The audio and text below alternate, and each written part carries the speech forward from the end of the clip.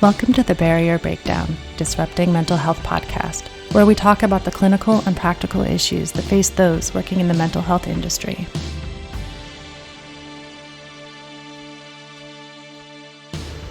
So hello everyone, we'd like to welcome you to this week's episode of the Barrier Breakdown, Disrupting Mental Health, our weekly podcast here at CBI. My name is Erin Molyneux-Bailey. I am the Chief Operating Officer at Cognitive Behavior Institute.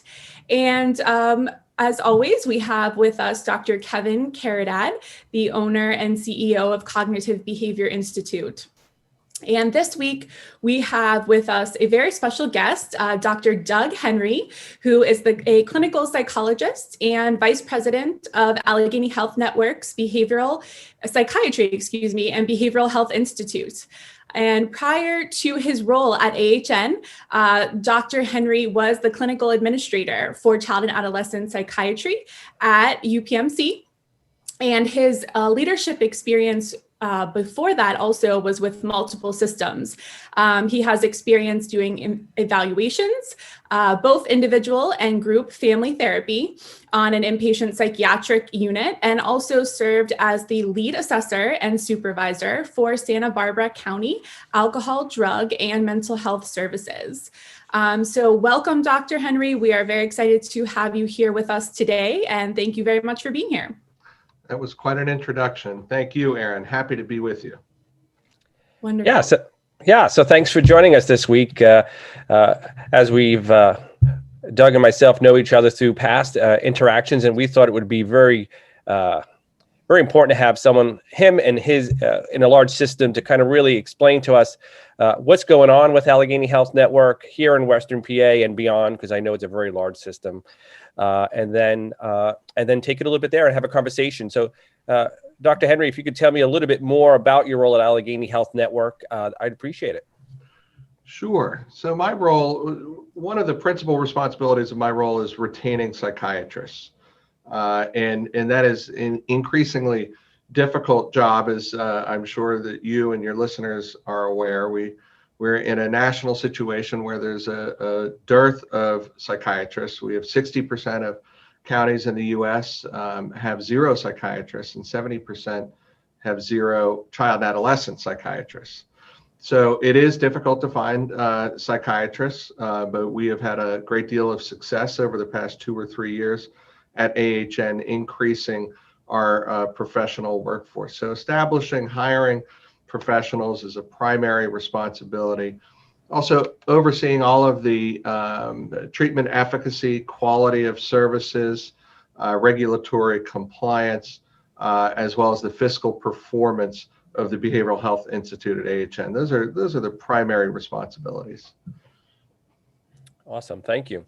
So the big thing that's out there that we're all aware of is this pandemic. It's basically, right, globally, we're all in it together, which is nice. In some ways, we're not alone, although the isolation sometimes can be difficult. Tell us how yourself and Allegheny Health Network have been managing the pandemic. What has it been like for your staff and interacting with partners that you have? How has that impacted you guys?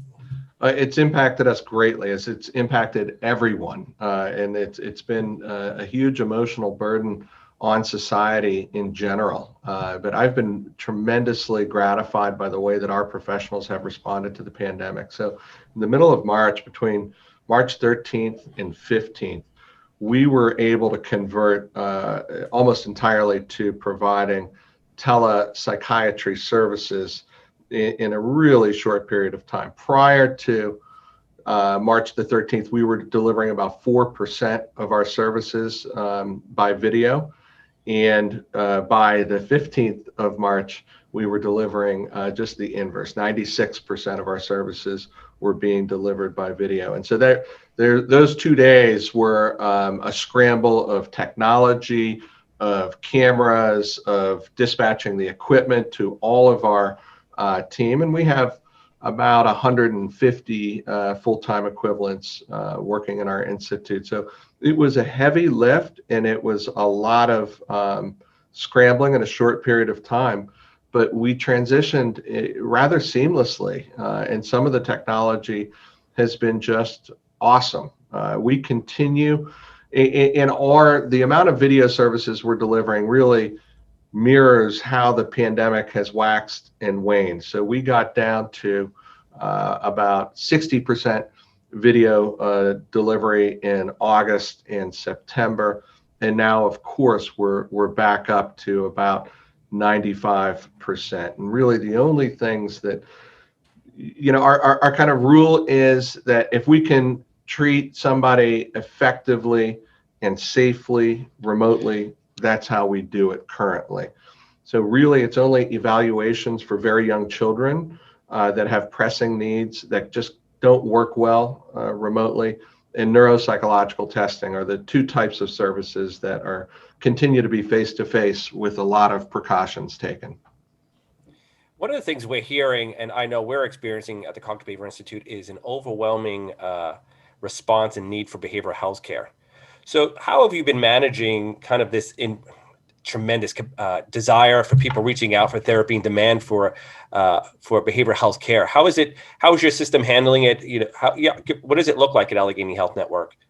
What a great question, and that is the issue in psychiatry and behavioral health today. And I mentioned the dearth of psychiatrists. We have in the course of the pandemic. I'll start with just the past 6 months or so. In the course of the pandemic, we've seen demand increase by anywhere from 30 to 40%. And so on any given day today through the course of the pandemic versus January and February of 2020, we're delivering 35% more services than we were before. And as you know, demand before the pandemic was already increasing at an accelerating rate. So some of the things that we have done is we're really fortunate, actually, Kevin. I have to tell you, we're really fortunate in that our parent company, Highmark, has recognized the burgeoning need for access to behavioral health services. And they're incredibly supportive of me and my efforts to retain more professionals, and have basically given me carte blanche to hire as many high quality people as I can find. So we have been staffing up really aggressively since 2017. And as a result of that, one of the outcomes I'll say is that in 2017, we delivered 57,000, a little bit more than 57,000 services and patient visits. And this year we'll complete just under 120,000 patient visits.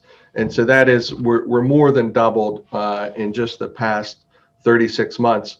And that will only continue and will accelerate further in 2021. So in answer to your question, we're creating more access. And to be even more specific, in 2021, we'll be opening a number of new clinical locations that are focused on providing intensive outpatient and outpatient access at different regional areas around southwestern and northwestern Pennsylvania. And we actually have 2 sites that are going to be opening later this month that will offer services for women's behavioral health in both Erie and in the Bloomfield area of Pittsburgh.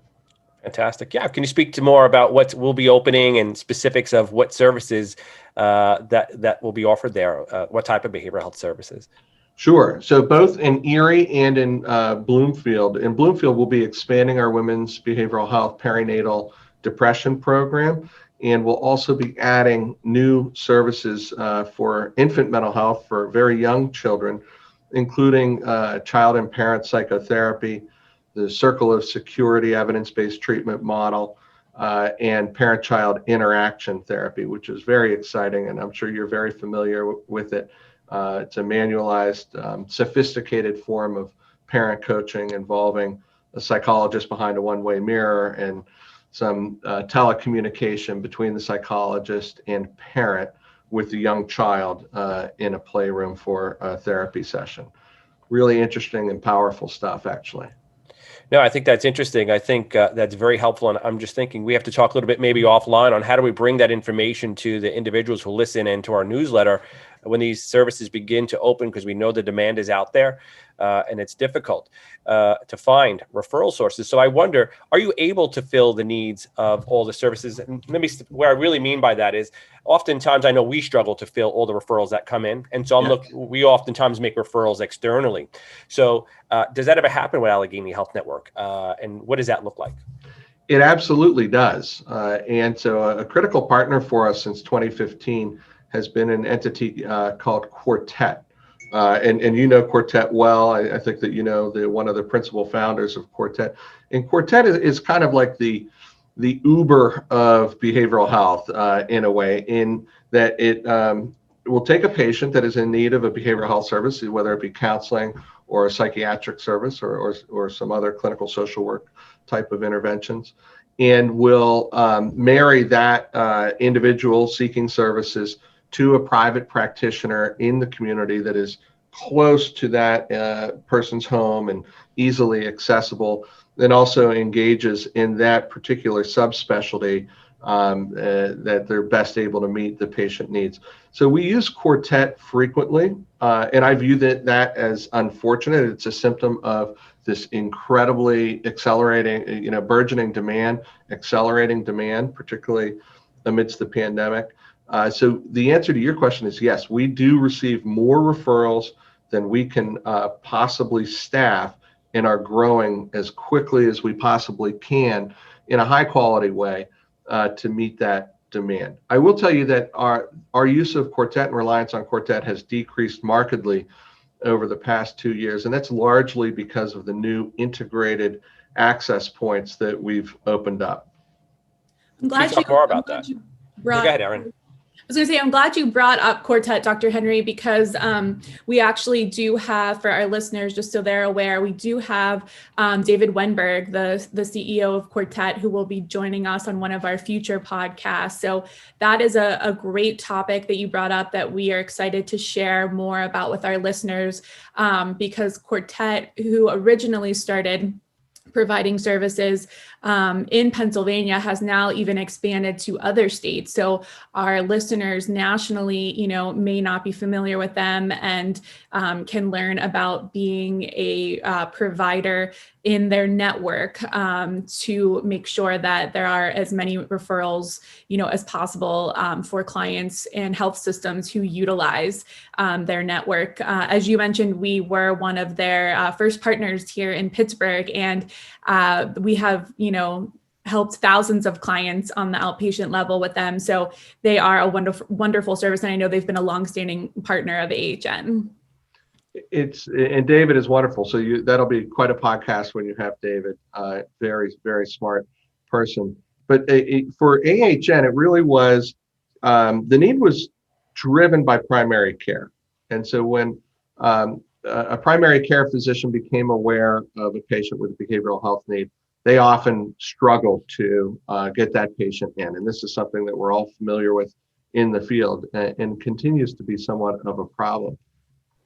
Over the past 24 months, AHN has opened 62 integrated access points for behavioral health. And what that means is providing a licensed clinical social worker or a licensed professional counselor within primary care in 62 different locations, in other subspecialties where there's a high frequency of what we call comorbidity with that particular disorder and behavioral health. And examples of that are GI, neurology or pain, oncology. Those kinds of subspecialties also have psychiatric and psychotherapeutic capacity for the most part at AHN. Can you speak more about those? Because I do know that is a significant trend, not just locally, but beyond, where overall medical costs and outcomes improve when you bring together behavioral health, and it's kind of becoming a norm. But that said, I would wonder if you're already talking about an increased burden of 30-40% or greater on the system as a whole, and then identifying, doing more surveillance. You're going to increase. How are they managing, and do they do brief therapy? Are they doing beginning to end? Do they make referrals? How does that look like in the outpatient setting, in a medical setting like you're describing? Great questions. And we there are lots of different models of integration. And so we studied and did our due diligence for the better part of a year before selecting a model called collaborative care.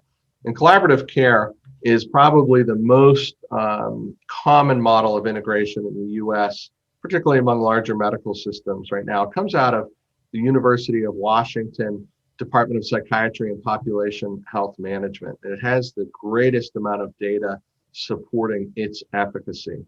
And in that model, you have a master's prepared clinician who's, in the case of AHN, is always a licensed behavioral health professional, as I said, either LPC or LCSW. And that person spends 50% of their time providing brief evidence-based psychotherapy, and there are 3 evidence-based therapies that they use. And the other 50% of their time, and this is really the secret sauce, is care management. And what that care management capacity allows is almost what I would call liberating the behavioral health professional.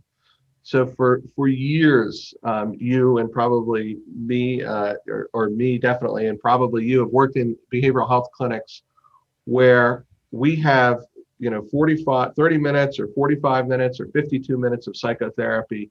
This is what we can do for you. Pick one. Which one would you like? And people have a multiplicity of challenges. People may need referrals to a domestic violence shelter. People may need referrals for food security. People may need referrals for housing. And providing psychotherapy or providing antidepressant medication isn't terribly helpful while a person has one of those particular needs. There's a hierarchy there, and some things, some social determinants needs must be in place before you're going to be able to have a successful behavioral health treatment experience or good outcomes. And yet we've been shackled, so people would present with these needs and we can't bill for the hour or the 2 hours or the 3 hours that it might take to make such a connection on somebody's behalf. That 50% care management task and assignment responsibility of the collaborative care professional really allows that time and that kind of service and that kind of care management to become a billable activity. So it is very, very liberating. It's a dynamic model that is able to help patients meet their needs, regardless of whether those needs fit into a pigeonhole that is technically reimbursable by insurance. No, I think one of the trends I think you're highlighting to kind of bring it home is there's shared risk. It seems to be a trend with regard to behavioral health providers and medical providers to really gain better outcomes rather than just seeing someone over. Could you speak to any trends you're seeing with regard to that shared risk with regard to reimbursement? Are you aware of anything with that? I've been hearing some noise about it, but it almost sounds like that's what you were addressing in that way. Can you speak to that a little bit? Sure. And I think that is what really needs to happen to change our paradigm in behavioral health. Is we really need to look at the way that incentives are currently misaligned, and that misalignment has led to a poverty of psychiatrists and behavioral health professionals, and it's led to large medical systems, not having enough access for behavioral health. It's very difficult for behavioral health programs to make ends meet, whether you're in private practice or whether you're part of a large network like ours. And so the paradigm has to be shifted in the direction of what I would call outcomes-based reimbursement. And those outcomes are health outcomes. They're not illness outcomes. So what kind of a job are we doing preventing major depressive disorder? What kind of a job are we doing reducing the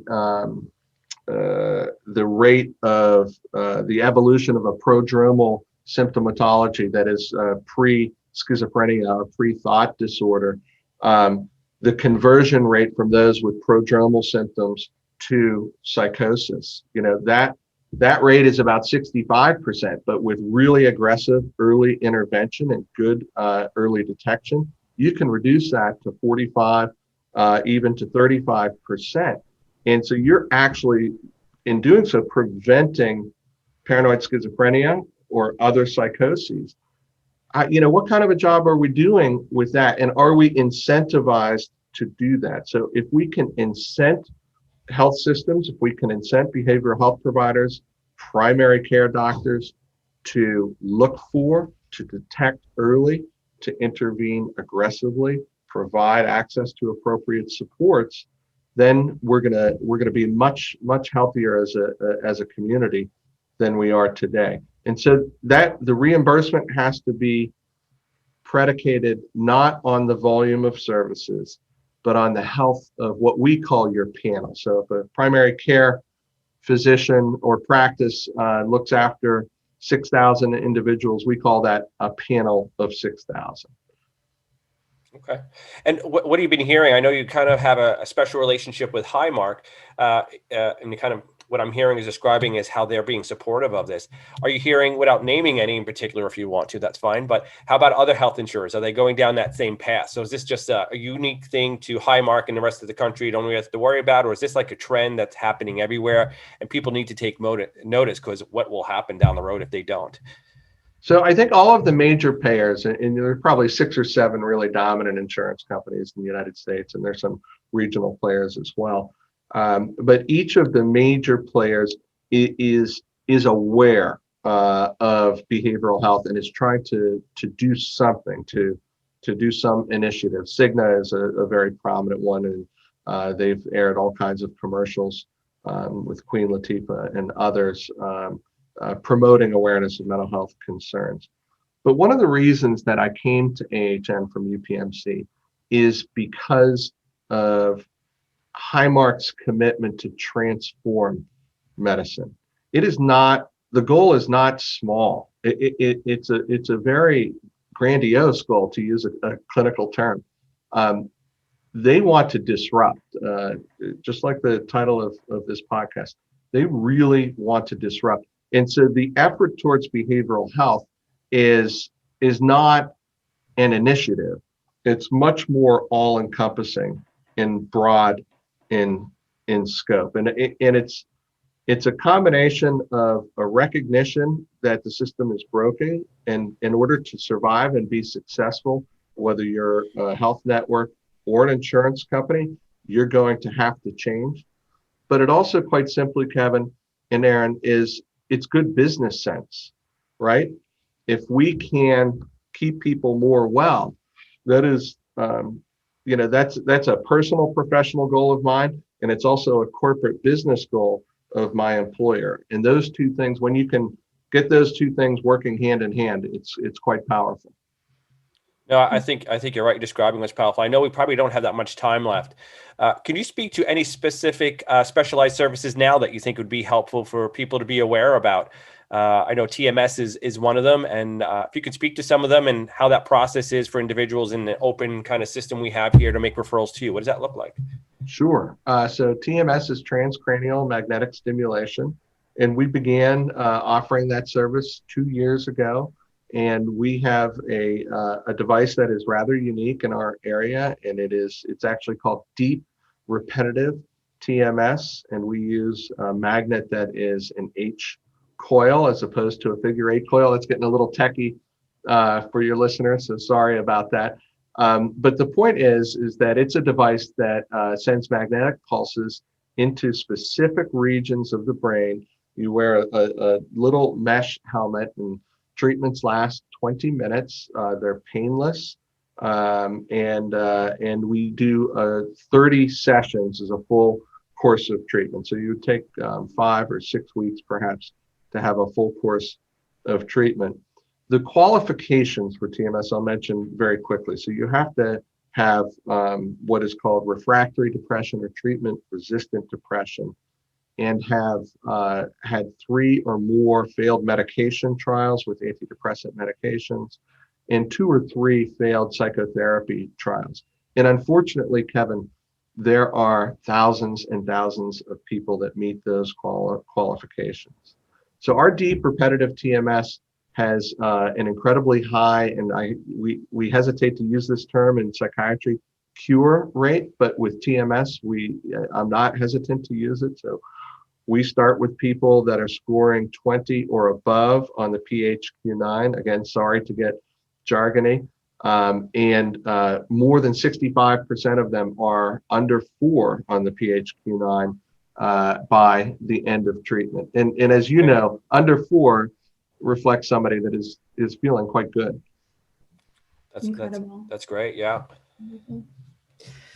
Well, this has been an incredible interview. We really appreciate you taking the time with us, Dr. Henry. We touched on so many, great topics that I think our listeners really are interested in. So we really appreciate you being with us. We hope that you will join us again in the future, just because we know there's, so much going on at Allegheny Health Network, and we look forward to hearing, from you back again in the near future.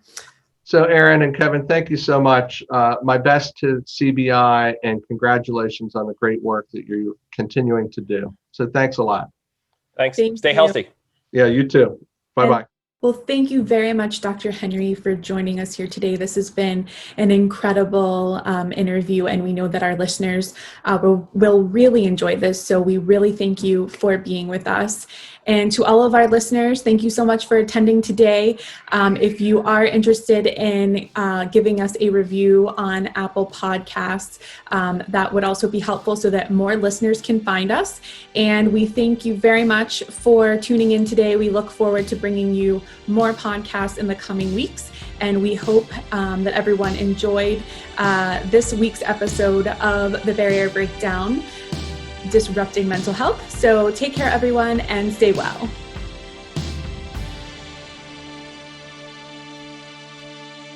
Thanks for listening to The Barrier Breakdown, Disrupting Mental Health podcast. Check out our website at cbicenterforeducation.com for more information and to learn about upcoming continuing education events.